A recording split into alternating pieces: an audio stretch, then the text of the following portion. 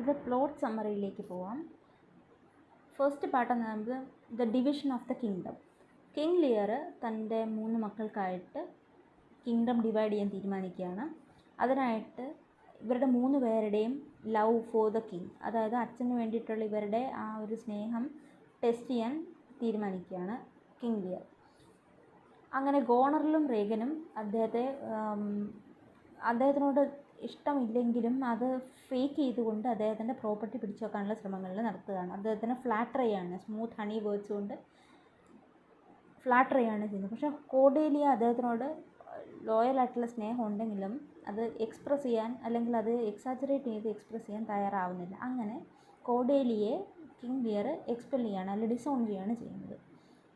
അങ്ങനെ king Lear തൻ്റെ kingdom തൻ്റെ മൂത്ത 2 പെൺമക്കളായ ഗോണറിലും റേഗനും ഡിവൈഡ് ചെയ്ത് കൊടുക്കുകയാണ്.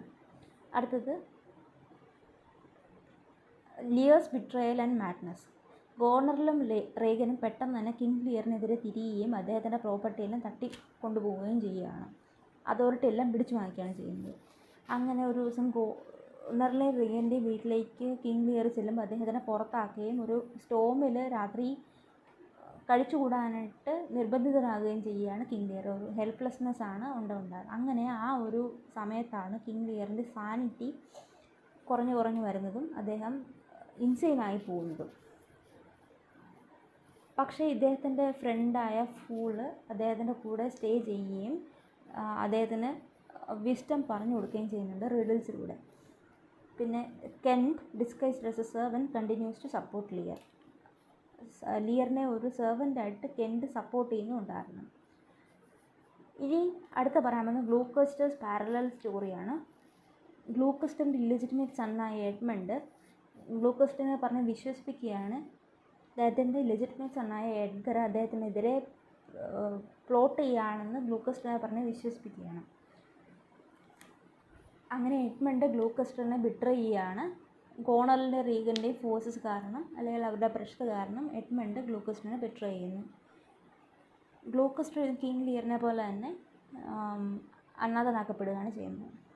അങ്ങനെ എഡ്ഗർ പൂവർ ടോം എന്നുള്ള ഒരു ആളുടെ രൂപത്തിൽ ഗോണറിനെ ഹെൽപ്പ് ചെയ്യുകയാണ് ചെയ്യുന്നത്, without revealing his own identity. അടുത്തത് വാർ ആൻഡ് ട്രാജിക് എൻഡാണ്. അച്ഛൻ്റെ ഈ അവസ്ഥ അറിഞ്ഞിട്ട് കോർഡേലിയ ഒരു ഫ്രഞ്ച് ആർമിയായിട്ട് കിങ് ലിയറിനെ റെസ്ക്യൂ ചെയ്യാനായിട്ട് വരികയാണ്. അങ്ങനെ എഡ്മണ്ട്, അതായത് ഗ്ലൂക്കസ്റ്ററിൻ്റെ ഇല്ലെജിറ്റിമേറ്റ് സണ്ണായ എഡ്മണ്ട് കോർഡേലിയക്കെതിരെ ഇംഗ്ലീഷ് ഫോഴ്സസിനെ ലീഡ് ചെയ്യുകയാണ്. അടുത്തത് ലിയറും കോർഡേലിയയും ക്യാപ്ചർ ചെയ്യപ്പെടുകയാണ്. Cordelia is executed on Edmund's orders.